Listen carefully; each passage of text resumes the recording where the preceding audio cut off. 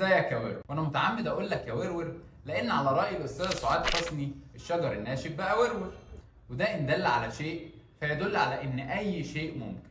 تخيل الشجر الناشف بقى ورور وانت لسه قاعد مكانك. انا بقى دوري من مكاني ده اثبت لك انه ممكن. عشان كده صحصح معايا وركز واسمع الكلمتين اللي انا جاي اقولهم لك في اول حلقه من حلقات برنامج ممكن من انتاج أفضل. حلقة النهاردة يا ورور بتتكلم عن المسبب الأول لكل الغلط اللي في حياتنا. ناس بتقرر مصير حياة ناس تانية بكلمة واحدة بدون التفكير في النتائج الإنسانية. بيدوروا على المكاسب الاقتصادية والسياسية بس، وبعد كده يموت اللي يموت ويعيش اللي يعيش بقية حياته مكسور الجناح. حلقة النهاردة وبكل حيادية بتتكلم عن الحروب. الوضع أشبه بالضباب، بخليك بالفعل مش شايف، لكن على بعد كام سنتي مش أكتر. هنوفر لك كل اللي ما تحلمش بيه. عندك 4 حواس: الشم واللمس والنظر والتذوق. هتستخدمهم كلهم استخدام كامل. هتشم ريحة شياط لحمك حي، ريحة كفيلة تشبع رغبتك في الشم طول عمرك. تلمس وجع قلبك على كل اللي بتحبه. عمرك شفت حد بيلمس الوجع؟ هتشوف النور في عز الليل. النار قادرة تخلي ليلك نهار. هتدوق طعم الخوف. على فكرة طعم يجنن حرفيا.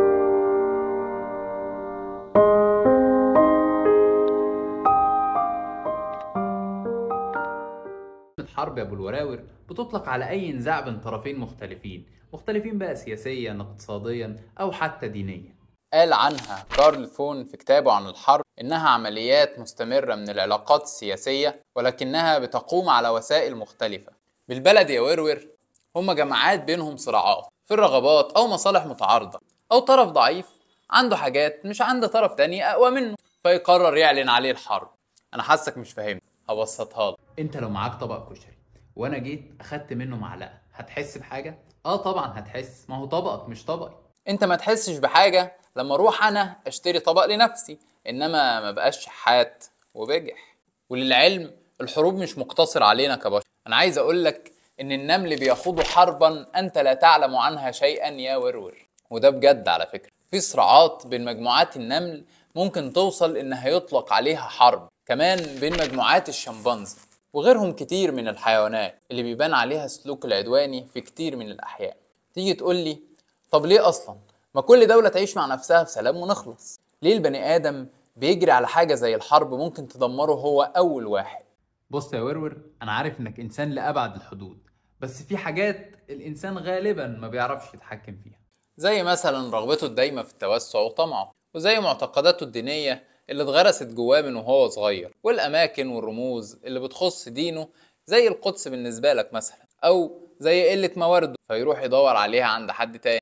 الإنسان مننا دايما بطبيعته ممكن يعمل أي شيء عشان يرضي المجموعة اللي بينتمي لها، زي علاقة الأشخاص بالوطنية وتضحياتهم عشان غيرهم يعيش. أو بالنسبة لحكومات العالم الحديث، كل واحد بيدور على الموارد اللي بيقال من الكل إنها بقت أقل من إنها تخدم عدد سكان كل دولة من الدول دي. الدول دي ممكن تتدمر حرفيا لو ما لقتش مصدر للثروات والموارد دي، ولما حد منهم بيتزنق بقى بيقوم حرب على حد أو يعمل اتفاقيات تخدمه وتضر غيره.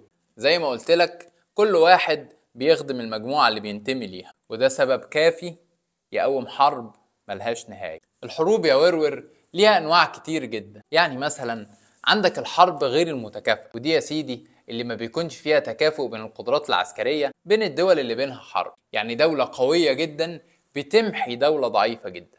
عندك مثلا الحرب البيولوجية، ودي الحروب عن طريق الفيروسات والمواد البيولوجية، زي ما اتقال عن كورونا وغيرها انها اتصنعت بفعل دولة معينة عشان تضر دولة تانية. في كمان الحرب الكيميائية، ودي اللي بيتم استخدام الأسلحة الكيميائية فيها، زي الغاز السام اللي استخدموه في الحرب العالمية الأولى واللي نتج عنه تقريبا 1,000,000 إصابة، منهم 100,000 من المدنيين. وفي برضه الحرب الباردة، ودي اللي بتتم بدون نزاع عسكري واضح، لكن بتكون من خلال الإنترنت أو من خلال العمليات العسكرية السرية أو من خلال الحروب الاقتصادية. وفي أبو الوراور يعني ربنا يعافيني ويعافيك، الحرب النووية.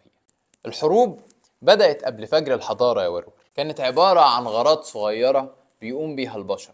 يعني مثلا في مقبرة نوبية تم اكتشافها عمرها 12,000 سنة، بيقال إن نص الناس اللي فيها ميتين نتيجة أعمال عنف. ظهور شكل ومفهوم الدولة كان من حوالي 5000 سنة، ومن هنا بدأ النشاط العسكري ينتشر في العالم. وبعد كده بدأ ظهور البارود، وده سرع جدا من ظهور الشكل الحديث للحروب اللي احنا بنشوفها النهاردة.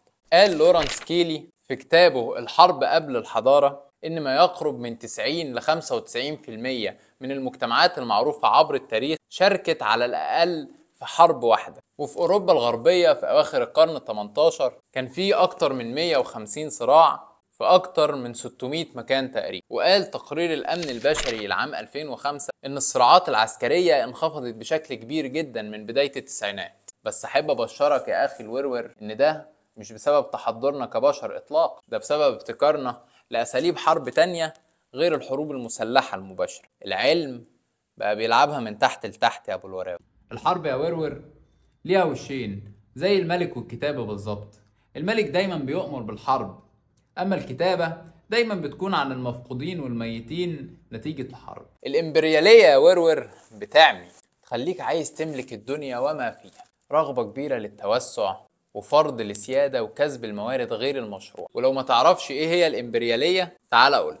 الإمبريالية هي سياسة هدفها توسيع نطاق حكم الشعوب والدول بغرض زيادة فرص الوصول الاقتصادي والسياسي وزيادة السلطة والسيطرة، ودايما ده بيتحقق من خلال استخدام القوة، وتحديدا القوة العسكرية، وأحيانا زي ما بيقولوا كده القوة الناعمة. وقال المؤلف يوحنا ستوسينجر في كتابه لماذا تذهب الأمم إلى الحرب إن الطرفين هيدعوا إن الأخلاق هي مبرر قتلهم لبعض. وبيقول كمان إن الأساس المنطقي لبداية الحرب بيعتمد على تقييم مفرط للتفاؤل في نتائج الحرب وعلى تصورات الخاطئة لنوايا العدو. لأن باختصار يا ورور مفيش حد هيبدأ حرب هو عارف أو شاكك حتى إنه هيخسر. بيقال دايما إن الحرب هي عملية اقتصادية في المقام الأول، لأن زي ما التاريخ أثبت لنا دايما وراء أي استعمار في بحث عن موارد وثروات. وبيقولوا إن بداية الحرب هي بداية السعي لامتلاك أسواق الموارد الطبيعية. وفي مقولة لويدرو ويلسون سنة 1919 بيقول فيها: هل هناك أي رجل، هل هناك أي امرأة، واسمحوا لي أن أقول هل هناك أي طفل لا يعرف أن بذور الحرب في العالم الحديث هي التنافس الصناعي والتجاري؟ عاوز أقول لك يا ورور إن أغلب أصحاب الشركات الكبيرة في العالم بيتعاملوا مع الحروب على إنها حدث اقتصادي، وبيدرسوه كويس علشان يعرفوا هيكسبوا منه إزاي. عاوز أقول لك كمان إن لولا الحروب ما كناش شفنا اختراعات كتير جدا زي الإنترنت اللي بيعرف أصلا باسم أربانت، واللي بيعد وسيلة اتصال بين المسافات الطويلة في حالة الدمار النووي، وزي الموبايل اللي اخترعوه علشان يتواصل بيه الجنود على مسافات بعيدة وهم جوه الدبابات. غير ان في معتقدات كتير بتقول ان الحروب بتزود النشاط الاقتصادي للدول، لان بيزيد الطلب على منتجات كتير في الدول اللي موجود فيها الحرب. ودي مجرد وجهة نظر تبريرية أعتقد يا ورد. بس المثبت بقى والأكيد إن البنوك المركزية بتستفيد استفادة كبيرة جدا وبتكسب من ورا الحروب، لأنها بتقرض الدول دي فلوس وبتاخدها بعد كده من الإنتاج المحلي والضرائب، وطبعا بالفايدة بتاعتها. بيقال كمان يا أبو الوراور إن البنوك المركزية ممكن تكون مملوكة في السر لمصرفيين دوليين عارفين كويس جدا الفايدة الاقتصادية من الحروب، علشان كده بيصنعوا الإرهاب الوهمي أو بيغيروا المناخ والأوضاع الهادية علشان يقوموا حروب تعود عليهم بالنفع. في علم النفس التطوري يا ورور تعتبر الحروب امتداد لسلوك الحيوانات، زي المنافسة بين المجموعات والإقليمية اللي بتدفع الحيوانات إنها تدافع عن المناطق اللي هي بتسكنها، أو إنها تهجم على مناطق تانية لأنها هتلاقي فيها راحتها وأمانها. الحيوانات عدوانية بطبعها، وده احنا بنشوفه دايما قلة عقل منهم، لكن الحقيقة بقى إننا ما بنشوفش نفسنا في الحروب، لأن عدوانيتنا بتبان في الحروب. بنبقى قلالات العقل أكتر بكتير الحقيقة. رغم وجود العقل. على الرغم من كده في علماء كتير بتنفي ده، وبيأكدوا ان النشأة الاجتماعية للأفراد هي اللي بتصنع مجتمع مكون من أشخاص بتسيطر عليهم العدوانية أو لا. يعني ما نربيش عيالنا في مجتمع بتسود فيه الأفكار العدوانية ولما يكبروا نزعل منهم بسبب سلوكهم العدواني. ده لو ما كانتش الحكومات ليها مصالح اقتصادية كمان في تنشئة مجتمعات عدوانية يا أبو الوراوي. تعال بقى أقولك على نظريتين اعتبروهم الناس أسباب كافية لقيام الحروب يا ورد. النظرية الأولى اسمها نظرية مالتوس، ودي اللي قال فيها توماس مالتوس إن التعداد السكاني مستمر في الزيادة ومش ممكن يقف إلا بالحرب أو المجاعات أو المرض. والنظرية دي بتقارن حجم الموارد المتاحة بنسبة التعداد السكاني، فبتشوف إن كل ما الموارد تبقى أقل من إنها تكفي الناس لازم تقوم حرب تقلل عدد الناس. وفي مقولة مشهورة للبابا أوريان الثاني سنة 1095 وقت الحرب الصليبية قال فيها: بالنسبة لهذه الأرض التي نعيش عليها الآن والمغلقة من جميع الأطراف عن طريق البحر وقمم الجبال، فهي ضيقة جدا بالنسبة لهذا العدد من السكان، بل ونادرا ما توفر الغذاء الكافي للمزارعين، ومن هنا فالناس تقتل وتلتهم بعضها البعض، ومن هنا تشن الحروب، ومن هنا يموت الكثيرون منكم في الحروب الأهلية. اسمحوا للكراهية بالخروج من بينكم ودعوا نزاعاتكم تنتهي. ادخلوا إلى الطريق المؤدي إلى كنيسة القيامة، انزعوا تلك الأراضي من العرق الملعون واخضعوها لأنفسكم. أما النظرية الثانية بقى هي نظرية تضخم عدد الشباب، ودي بتختلف تماما عن نظرية مالتوس. والنظرية دي يا ورور بتشوف إن زيادة عدد الشباب مع عدم توفر فرص العمل العادية ليهم سبب كافي للعنف. زي ما بيقولوا في النظرية دي إن قطاع غزة من الأماكن اللي بتندرج تحت النظرية دي في الوقت الحالي، لكن ما يقدروش يقولوا الأسباب الاستعمارية للصهاينة طبعا. في بقى نظرية اسمها النظرية العقلانية، تحسها نظرية ساخرة كده بتتريق على الطرفين اللي بيقوموا بالحرب. فبتقول تعالوا نفترض ان الطرفين عاقلين وكل واحد فيهم عايز يحقق من الحرب دي افضل نتائج واقل خسائر، فبما اننا افترضنا ده ليه بقى نبدأ الحرب اصلا؟ ما نتفق وكل واحد ياخد اللي هو محتاجه بدون ما نكلف بعض خسائر اصلا. بس النظرية بتقول ان احد الطرفين ما بيقدرش يتفاوض بسبب اسباب كلها قايمة على عدم ثقته في الطرف الثاني، وان الشيء اللي هو سبب الحرب اصلا ما ينفعش يكون مملوك للطرفين، لازم يكون تحت سيطرة طرف واحد بس منه، لانها ببساطة بتكون حالات ما تقبلش الاسم على اتنين، زي القدس مثلا.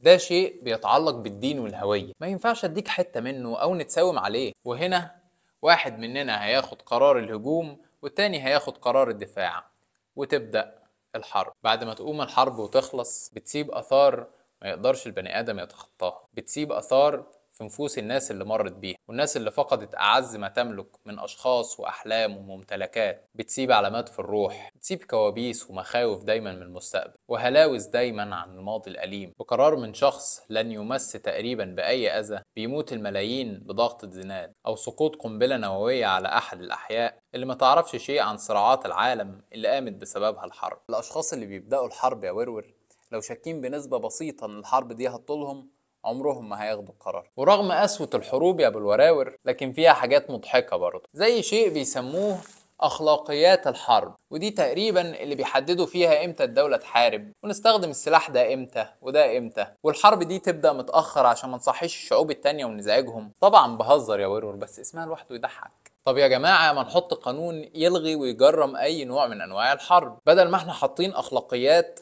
لحاجة لا تمس الاخلاق بصلة. لا ازاي بقى ونسترزق منين؟ تعال اقول لك شوية ارقام نتجت عن بعض الحروب يمكن تفهم. الحرب العالمية الثانية 60 مليون، الفتوحات المغولية 60 مليون، الحرب العالمية الأولى 20 مليون، الحرب الثانية بين الصين واليابان 20 مليون، الحرب الأهلية الروسية 9 مليون، حرب الكونغو الثانية 5 مليون و400 ألف، الحروب النابليونية 6 مليون، حرب 30 عام 11 مليون و500 ألف، حرب فيتنام 3 مليون و800 ألف، الحرب الأهلية السودانية الثانية مليون. كفاية عليك كده، مع العلم ان الارقام اللي انا قلتها لك دلوقتي لا تتخطى ال 5% من عدد ضحايا الحروب. في نهاية حلقة النهاردة عاوز اقول لكم قصيدة من ديوان اسمه من شظايا الحرب للشاعر محمد فرغلي، بيقول فيها: ادفنوا سلاحكم وصلوا للي خلق الارض، يمكن تطرح الارض اللي ماتوا، او يجوز الارض ترجع مادة خام، انما باسم السلام